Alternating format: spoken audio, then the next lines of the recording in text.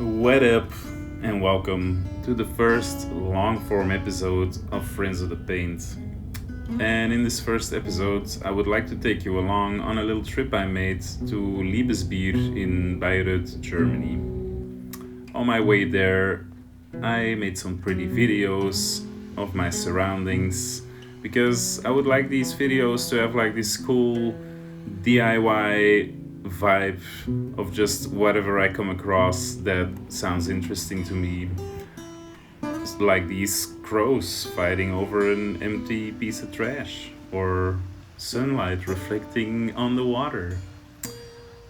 And then I actually got to Liebesbier and I was welcomed by these cool pieces that are covered all across the hotel.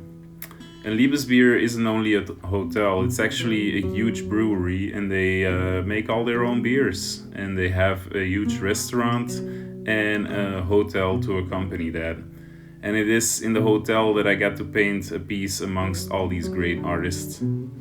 I was invited to paint here by Hera from Herakut, which is a pretty big deal to me. I've been looking up to her art for a long time, and being asked to paint something by her is a pretty cool opportunity. And so I'm super stoked I got to do that. I got to enjoy the beautiful nature there. Also, this statue of a fat guy on a horse trampling a normal guy, and then this little midget dude that's cheering it on. In the city you find some other cool walls as well, and then it's time to start my own piece. And before we get into the nitty-gritty of my technique and how I paint and whatever, I would like to talk a little bit of why I'm doing this. Most of you who know Friends of the Paint will have seen it on Instagram, or I mean all of you, because that's the only place that I posted it. But I made these short form reels that usually are around 90 seconds, where I show a little bit of my painting, show a little bit of my shenanigans, and that's it. And that's fun, like I enjoyed making those videos a lot. But at the same time, lately I've been feeling the weight of social media and I feel my attention span deteriorating. And I also noticed that hey, actually my art is just contributing to people's doom scrolling, and I don't know if I'm okay with that anymore. So slowly I would like to maybe change my efforts from Instagram to YouTube and my Patreon and fight for our attention spans, man. Because the people who go on here have a little bit more intention. Yeah, you're actually watching a 20-minute video, and in this age that's pretty impressive, man. So I would like to slowly make longer videos like this, just so I can put a little bit more passion and effort into the things that I do, and to maybe not contribute to the downfall of society with short form brain rot videos, right? So let's just get into what I'm doing, right? Because in these longer videos I can actually talk a little bit about how I paint, why I paint the way that I paint, and all those good things. So as you may have seen, I started on this pristine black wall and just smushed a bunch of paint on top of it. I started with this beige background color, started sketching on top of that, and now we're at the point where I start blocking in some colors. And as you can see, I'm not much of like a detailed painter, or I'm not very careful in the way that I paint. I'm not looking for perfection at all. Mostly I just act a little silly when I paint, and I look for expression. That is the most important thing to me. Like, I want to express the way that I feel, the way that I go about life, and I want to show that in the way I put paint on a wall or on a canvas. And so here I really want to take the time to show you, like you can see right now, that nothing I do is really like clean or super thought out.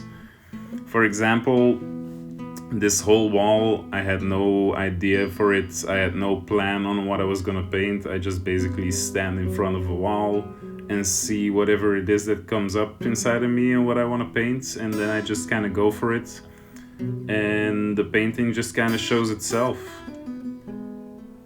And most of all, we don't have to be too precious about it. And maybe that's what I want to get into in this video a little bit. We live in an age where everything is about how you present yourself, how you show yourself, how we can't show too much of our bad sides, of too much of how we fuck things up. And I hate that, because I've never been a perfectionist. I feel, for me personally, that it stands in the way of creating. I see, when I look around me, I see a lot of artists that get kind of blocked because of perfectionism.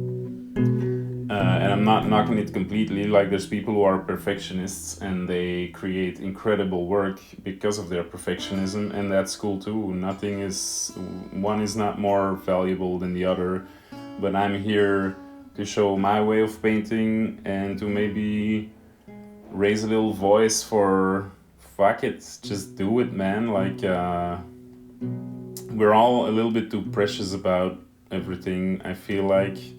And art is not all that serious, you know. It's mainly a form of expression. It's something that's inside you, and if you don't do it, you go a little bit crazy. Or that's at least what it's like for me. Even when I paint, I go a little crazy. But if I wouldn't be doing this, then probably I would have lost my mind a long time ago.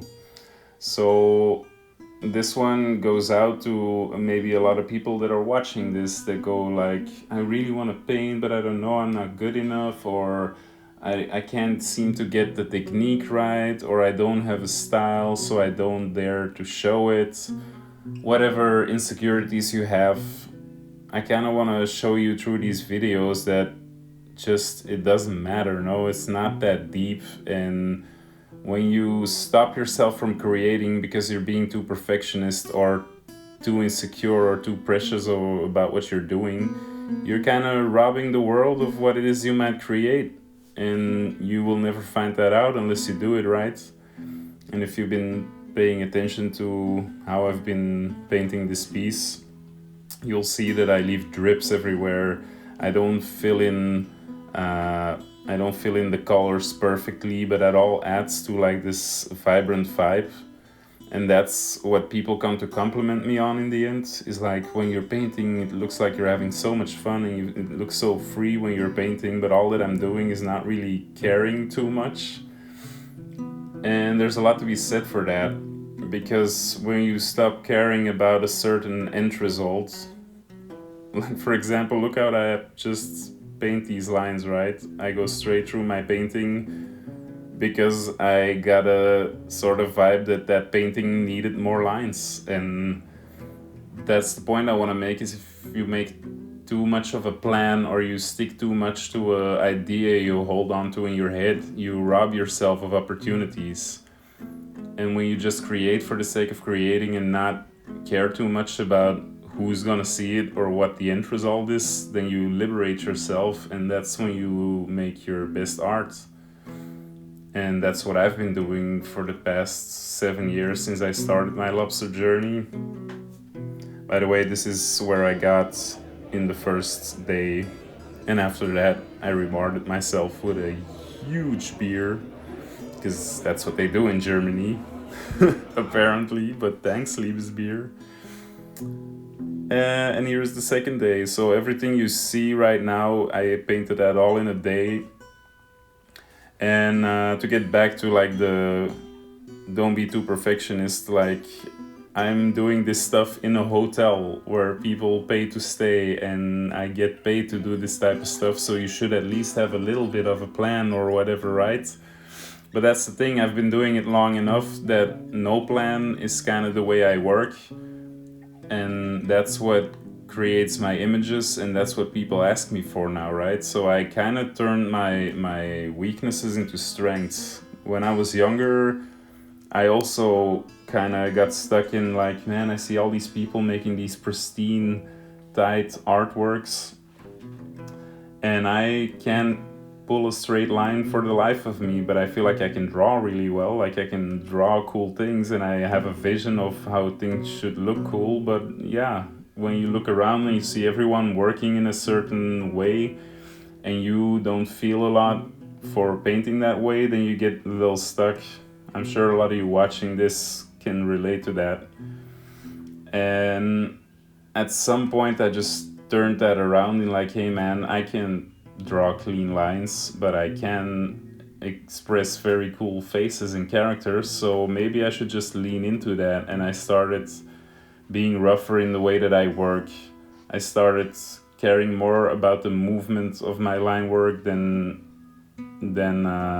being perfect all the time, or like being complete and nicely filled. Like if you watch my line work, most of my lines, the paint runs out, or there's like transparent parts, as you can see me doing now. Like, see how those lines don't really fill up perfectly. I started leaning into that. I was like, wait, there's something to this, and there's a lot of artists who do this as well. It's not like I invented this, but I feel like there needs to be a stronger voice for imperfectionism in the art scene or in the street art scene or whatever. Just let it go and let it be expression, right? And I've been doing this for a couple years now, and now people ask me and pay me to do that stuff.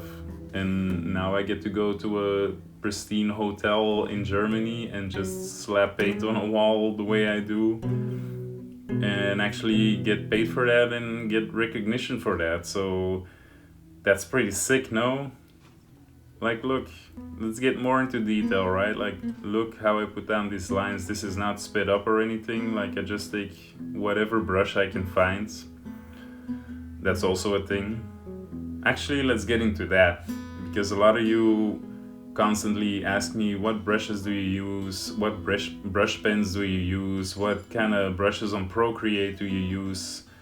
And every single time I repeat the same thing, is I don't have any preferences. I don't work with a certain brand or a specific type of brush. I work with whatever is around, because I have a certain way of mark making.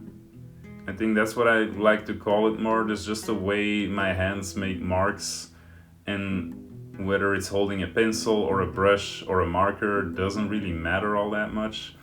And that's what I would like to emphasize, is like, try to find the way your brain makes marks rather than looking for specific materials because you want to emulate a certain style, or you saw a certain artist work in a certain way and now you want to try that too. Like, it's good to try it. I've copied artists when I was young. I looked for what materials they used and tried it myself, and that's how you learn to know what you like and what you don't like. But in the end, it comes down to like knowing who you are. It comes down to like, what kind of marks does my brain make when I don't try to control every single setting of making a painting. And if you do that long enough, you'll start recognizing your style, or that's how you get your style, is when you stop looking for your style outside of you or in materials or in other artists, and start seeing what you do in a vacuum, right? If a guy was dropped on an island with some art materials, what kind of art would he start making? If you never saw a piece of art in your life, what kind of art would you be making, right? And so through a lot of trial and error, I kind of discovered how I make my marks. And then I discovered like, hey man, whatever material it is, it doesn't really matter all that much, because my brain will still look for the way to make those marks. And before you know it, you're painting crocodiles and blobs and weird faces in a hotel and all around the world, basically. So there's something to be said for just be yourself and look for how you want to express yourself, man. That's the most important thing. Let's end this piece with a little tape pull, because we love that. Oh, ain't that something. And also, while we're doing this, let's get to the next piece I painted. Before I show the end result of this wall, I got to paint another little thing there, and this time I did it with spray cans. They had like this advertisement board lying around that they thought was ugly and didn't want to use anymore. And they said, hey Lobster, now that you're here, wouldn't you like to paint something else? And I was like, of course, because I love painting. And so I put this board outside, grabbed a couple of cans, and started painting that. And it's nice to illustrate the different ways of painting, because the first one was all rollers and brushes. This one is all spray, and the lines on this piece will still be with brush, because that's just what I love to do. I'm not much of a liner with spray can. I said earlier, like, whatever material it is, you'll find your way of making marks, and with spray I find my way of making marks when it comes to like building the piece and building the colors. But when it comes to line work, I never vibe that much with spray can. So here you'll see me fill in all the base colors with spray. And what's nice to me when working with spray is that you're just stuck with a bunch of colors and you don't have to spend too much time mixing colors or thinking about like which exact shade am I going to use. You can just use what's there, because I'm a firm believer that the more limited you are in the materials you use, you'll get more creative.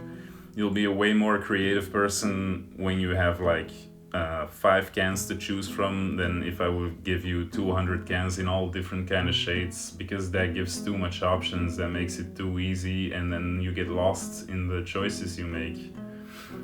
So here I think I worked with maybe 10 cans, if that, and this is what that looks like.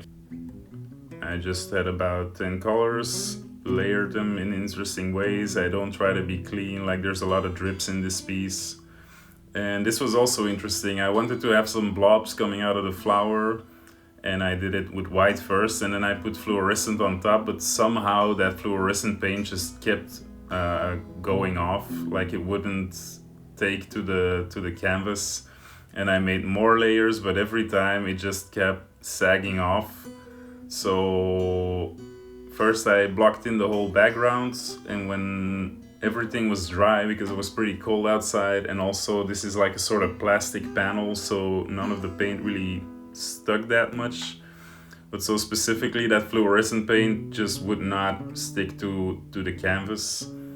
And as you can see here, I just eventually put another color on top of it. And that's how we get creative, no? Oh, that thing that I planned for a little bit didn't work.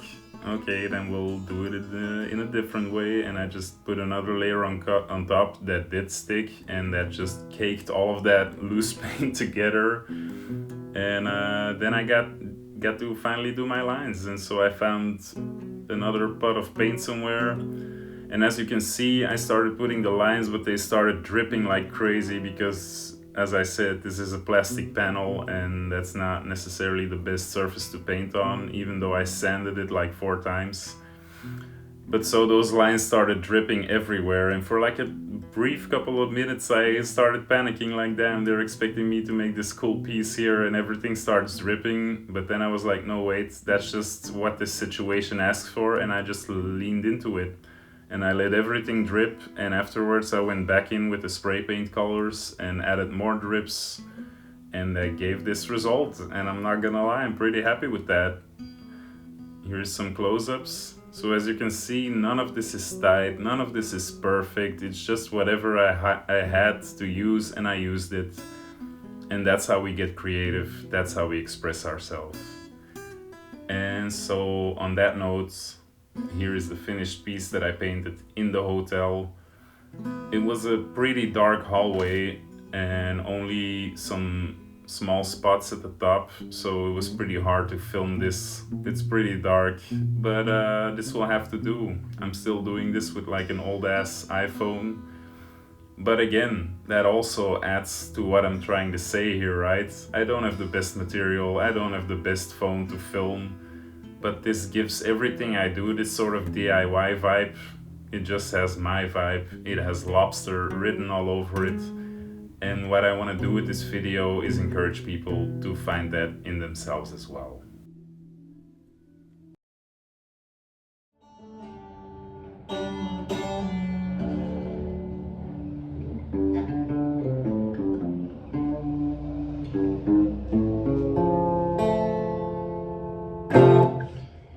What's up, friends?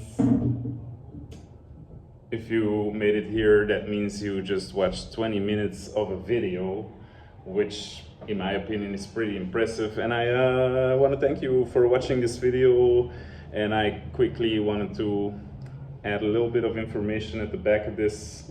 You just saw me playing some guitar. All the music you just heard underneath the video is also me, because in switching from my short form reels on Instagram to the longer videos, I noticed like, hey, I can't just put any type of music under there. I also kind of hate this copyright free type of music because it all sounds shitty and I don't want to use that. So that's what you've been hearing.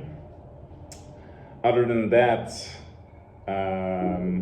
with these longer form videos, I kind of want to create this nostalgic vibe type of videos that we used to have in the early 2000s, a lot like the MTV type things we used to watch back then. A lot of my generation kind of is very nostalgic for that, and I just kind of want to recreate that as an answer to the short form brain rot we've been all consuming that is slowly taking all of our autonomy away. So instead of complaining about that, I want to kind of remedy that and do something about it, and that's what I'm doing with these longer videos. I really hope you enjoyed it. Let me know what you thought of it. Like, is it too long? Is it too short? Could you watch an hour of this? Is a voiceover over videos, is 20 minutes of that too much? Like, I'm kind of still figuring out what I want to do with that. Meanwhile, I'm also back in Mexico since I shot that video, as you can hear from the lovely dogs in the background that are always there. I also got this, which is a Fujifilm X10 point and shoot camera. It's kind of like 10 years old by now, or even older. It shoots really cool pictures. Video-wise, this is not really meant to like shoot very great video, but it does shoot video in 1080p. And it's more about like a sort of vibe and a sort of feel than being the best type of quality. And that's what I'm going after in what I'm doing. I'm a feels person. I got emotions. I'm not a fucking robot. And that's why I'm making these videos. So pretty soon I will start making these longer Friends of the Paints with this thing and hope that works out. Lastly, I have a Patreon. You may know that, you may not know that, but it would be pretty cool if you check that out. That's the way you can support me. You can subscribe there for free and see the things that I would post on Instagram, but I'm posting there with more words and more explanations and a little bit more in-depth, a little bit more personal, because I want to get away from Instagram and all that shit. So yeah, you can support me there. You can subscribe for free, and if you pay a little bit a month, you get extra content you don't see anywhere else. You get to see the making of my comic and all that good. So yeah, head on over to my Patreon, and if you don't, then at least thank you for watching this video, and let me know what you think, what you like, what you didn't like, so I can take that into account or not, but I'd love to hear from you. Thanks for watching this, and I'll see you motherfuckers soon.